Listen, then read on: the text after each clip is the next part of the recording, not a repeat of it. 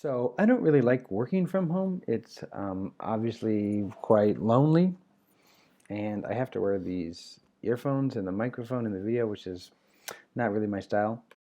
Plus, it's pretty cold and wet here these days. But I really enjoyed getting to know you from your videos that you made on Flipgrid. I learned a lot of interesting things from you guys, but also it was great to see you talking to each other and sharing with each other. I was impressed too, reading your RRJ responses and seeing all of the comments that you guys made to each other on those. Obviously, doing an online course presents a lot of challenges, both for me and I know for you guys too. I could hear that in some of your videos. But I think we're off to a pretty good start. I look forward to continuing to get to know you on Flipgrid and am excited to start week 2.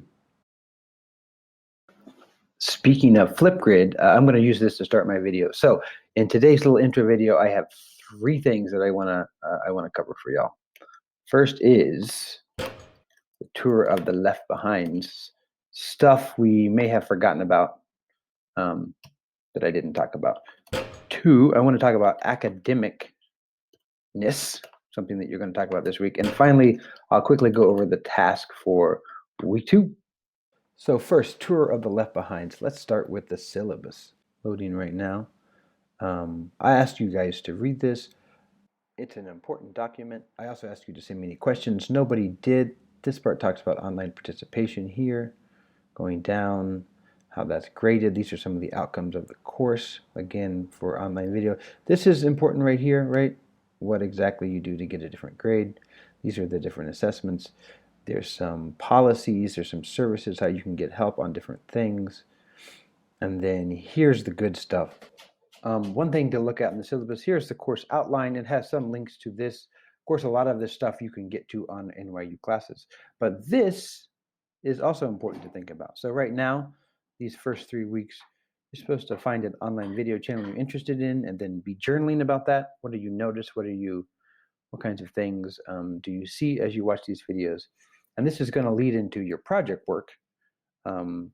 And we'll talk more about that later. But also, this journal and these notes will help you as you do this discussion later in this week. Keeping this journal where you record things about the different online video that you watch, both that you already watch, and also I would like you to keep looking at those ones from the course, will help inform what you would like your topic to maybe be later in the semester as you work on your final project. When you're going onto Flipgrid, I assume you do it like this. I wanted to show you this. Did you know that there are different topics here? Some of you have seen stuff. Obviously, everyone's been replying to here. This is a Spark thing where I took one person's video and see if people get it. This is something that a few of you did at the beginning. This is, I guess, the latest one is what it keeps up here. But this is how you see other topics. There may be extra ones added that I don't tell you about, just so you know. So those are just a few things that I wanted to go over, the Left Behinds as they were. Now, let's talk about academicness. So obviously in this course, you're learning something, right? You're always learning something in a course. But there's lots of ways that you can learn stuff, right? You could, obviously we talked about, a lot of you mentioned this in your courses, you can use YouTube and online video to learn stuff. You can just practice and do stuff, right? You can learn from other people. But in a university context, you're learning stuff in a course, right? So you have some sort of content that you're learning in a course. Say you're learning computer programming, or engineering, or statistics, or how to use a foreign language. Those are all things that you learn in a course.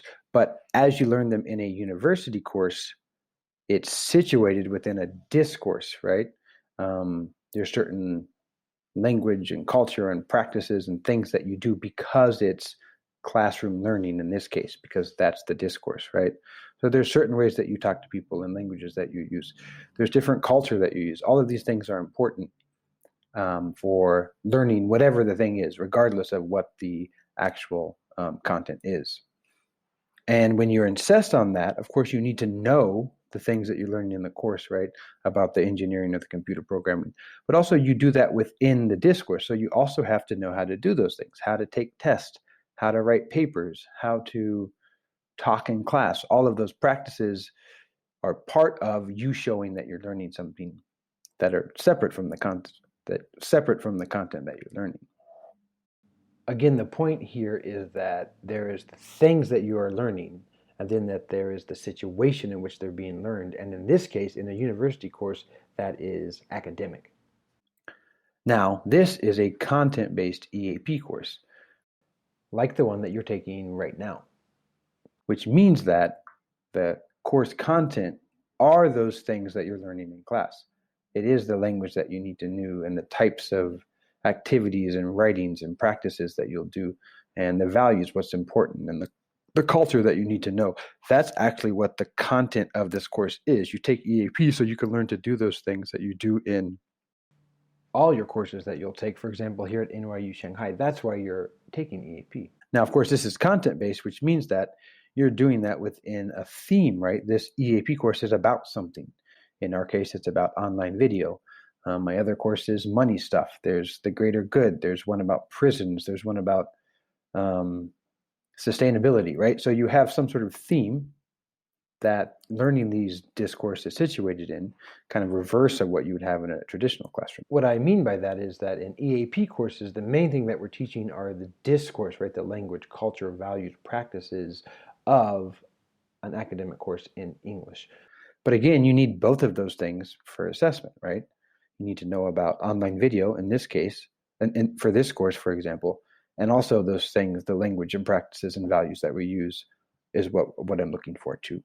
In particular, in EAP 101, a lot of that discourse activity is based around discussion, right? How do you take academic content and talk about it academically with peers in your classroom?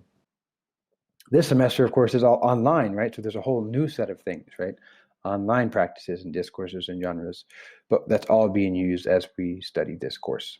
But the first thing you need to be a part of that is to understand, what does academic mean? And that's one thing that you're going to share with me this week. I want you to talk about what you think, not what you have looked up or the right answer, just what you think is academic.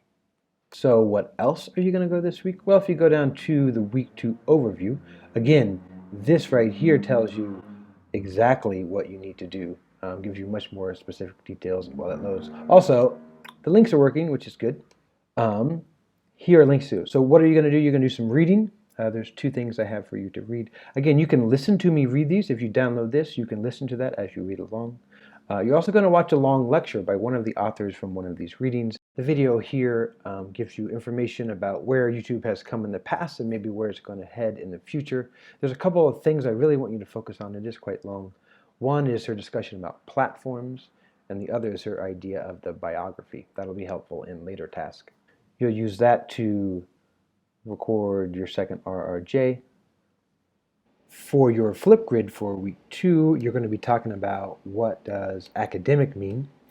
Sorry for the silly picture, but I want you to tell, again, in your own words without doing any research, share on Flipgrid by talking, what does it mean to be academic? Make sure you watch this video. It gives you some notes on how to do well on this Flipgrid assignment. Finally, and this is a new thing and a big thing, you're going to be having your first online discussion in live with some of the peers in your classroom. We're going to be using Zoom to do this.